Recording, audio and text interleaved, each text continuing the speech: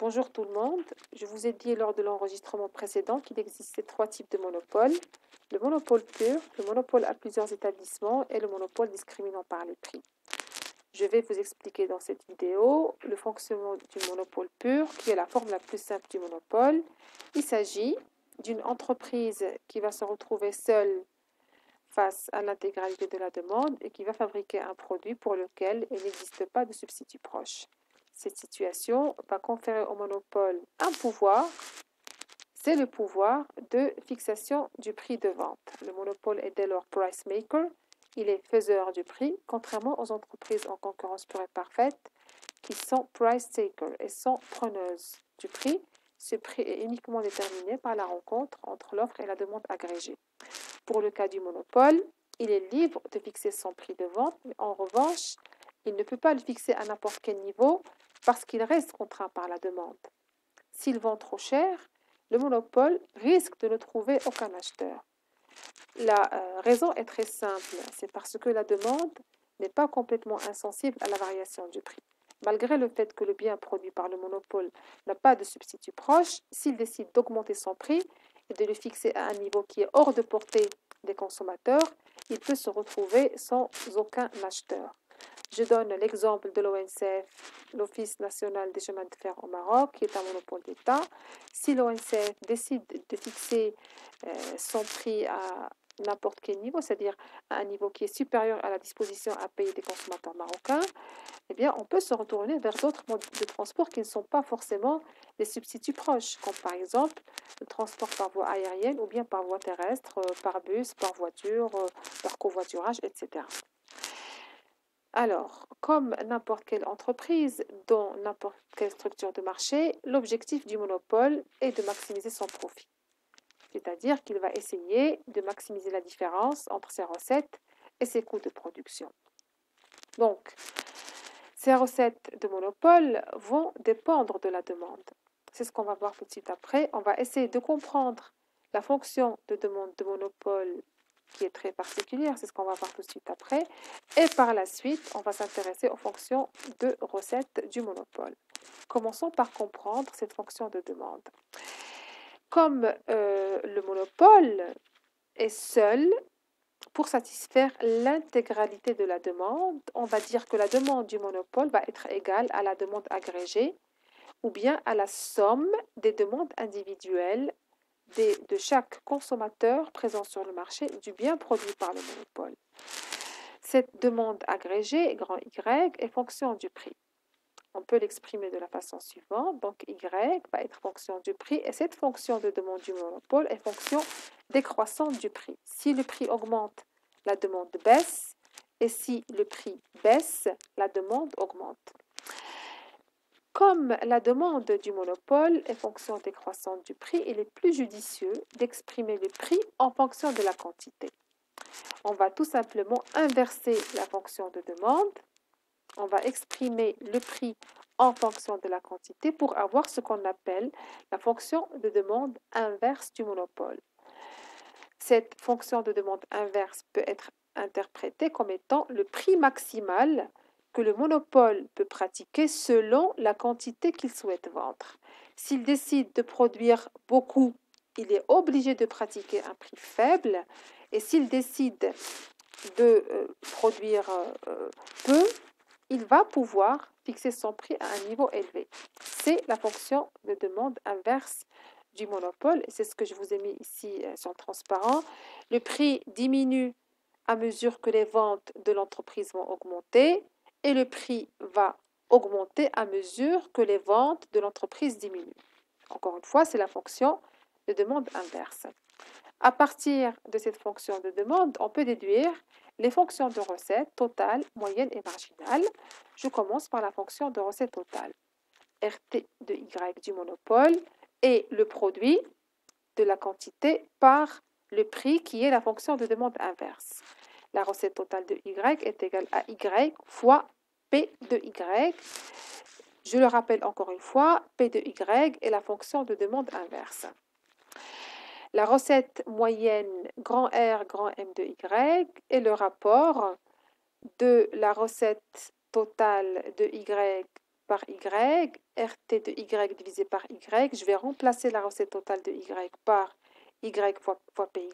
Voilà, c'est ce qu'on a calculé tout à l'heure, que je vais diviser par Y. Je vais simplifier par Y et je vais constater que la recette moyenne du monopole est égale au prix ou bien à la fonction de demande inverse du monopole. Étant donné que la fonction de demande inverse est une fonction décroissante, forcément, la recette moyenne du monopole va être également fonction décroissante de la quantité. On peut dire que la recette unitaire du monopole va décroître quand la quantité vendue augmente et inversement. La recette unitaire du monopole va croître lorsque la quantité vendue du monopole va diminuer. Donc, il y a une relation inverse entre la recette moyenne et la quantité. Pour ce qui est de la recette marginale, grand R petit m de Y, elle représente le supplément de recette obtenu par unité supplémentaire vendue. Et on va la calculer de la manière suivante. Elle est égale au rapport de la variation de la recette totale de Y par la variation de Y. Encore une fois, il s'agit du supplément de recette obtenu par le monopole à chaque fois qu'il augmente sa quantité vendue d'une unité. Lorsque on est en présence d'un bien parfaitement divisible, c'est-à-dire lorsque delta de Y tend vers 0, on ne peut pas calculer la recette marginale par ce rapport de variation, mais en introduisant la limite à ce rapport lorsque delta Y tend vers 0. Ce calcul est tout simplement égal à la dérivée de la recette totale par rapport à Y. Cette dérivée peut être calculée à partir de la recette totale parce que justement la recette marginale est égale à la dérivée de la recette totale par rapport à Y qui va se présenter de la forme U fois V. Donc cette dérivée va être égale à U' fois V plus V' fois U, c'est-à-dire à 1 parce que Y' de Y est égal à 1 fois P de Y plus P de Y' fois Y. C'est ce que j'ai écrit ici. La recette marginale de Y est égale à P de Y plus P' de Y fois Y. Étant donné que P' de Y est la dérivée première de la fonction de demande inverse, cette dérivée va être inférieure à 0 parce que justement la fonction de demande inverse est décroissante. Donc, sa première dérivée va être inférieure à 0 et tout ce produit va être inférieur à 0. On va dire que la recette marginale va être inférieure à PY parce que, encore une fois, P' de Y fois Y est inférieur à 0. Donc, la recette marginale va être inférieure à P de Y ou bien à la recette moyenne. Je vous rappelle qu'on a constaté tout à l'heure que la recette moyenne est égale à la fonction de demande inverse ou bien à PY. Donc, la recette marginale de Y va être inférieure à P de Y ou bien à la recette moyenne parce que P' de Y fois Y va être inférieur à 0. Comment est-ce qu'on va interpréter ce résultat? Le résultat qui dit que la recette marginale est inférieure au prix ou bien à la recette moyenne de Y, on va l'interpréter de la manière suivante. En cas de monopole, le supplément de recette apporté par une unité supplémentaire vendue, c'est-à-dire la recette marginale, est inférieur au prix auquel étaient vendues les unités précédentes. Donc, le monopole doit baisser son prix de vente. Il doit baisser son prix de vente pour vendre une unité supplémentaire. Vendre plus signifie pour le monopole vendre moins cher ou bien à un prix qui est raisonnable. Je vous propose à présent une représentation graphique de ces trois fonctions de recette totale, recette moyenne et de recette marginale. Pour ce faire, je vais tracer les deux axes. En abscisse, on va représenter les quantités et en ordonnée, on va représenter le prix et les trois fonctions de recette totale, moyenne et marginale. Je vais commencer par considérer une fonction de demande normale, c'est-à-dire une fonction de demande linéaire et décroissante. En inversant cette fonction de demande, je vais avoir une fonction de demande inverse qui va être elle aussi linéaire et décroissante. Donc, la recette moyenne qui représente le prix, va être qui représente par la même occasion la fonction de demande inverse, va être linéaire et décroissante comme la fonction de demande normale parce qu'elle représente l'inverse de la fonction de demande. Je représente par la suite la fonction de recette marginale. Tout à l'heure, on a constaté que la recette marginale est inférieure à la recette moyenne.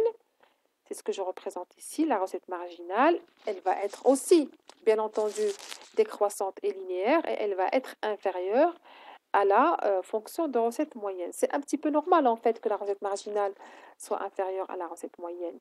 Cette recette marginale représente, encore une fois je le rappelle, le supplément de recette apporté par la dernière unité vendue.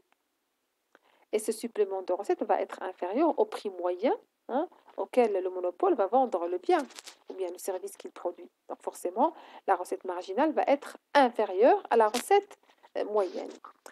Pour ce qui est de la recette totale, on sait que la recette marginale est la dérivée de la recette totale. La recette totale prime est égale à la recette marginale. La recette totale va donc admettre son maximum lorsque sa dérivée première, qui est la recette marginale, est nulle. C'est justement à ce point, donc à ce point que je pointe avec la souris, que la recette marginale, qui est la dérivée première de la recette totale, est nulle. Donc c'est à ce point que la recette totale va admettre son maximum. Au-delà de ce point, la recette totale va décroître et puis la recette marginale va devenir négative. Comment est-ce qu'on va interpréter ce graphique? On peut dire que le monopole va produire une quantité est égale à Y à ce point particulier qui rend la recette totale maximale et qui annule la recette marginale. Au-delà de cette production, si le monopole décide d'augmenter sa production, il va forcément baisser sa recette totale et rendre par la même occasion sa recette marginale négative. Je précise juste que je ne parle pas de la quantité qui maximise le profit, mais de la quantité qui maximise la recette totale. On verra plus tard comment déterminer la quantité qui maximise le profit. Encore une fois, cette quantité-là permet juste de maximiser la recette totale et non pas de maximiser le profit. C'est ce que je vous propose dans une prochaine vidéo, si tout va bien. Je vous remercie pour votre attention et je vous retrouve dans une nouvelle vidéo pour vous expliquer l'équilibre du monopole pur. Merci pour votre attention.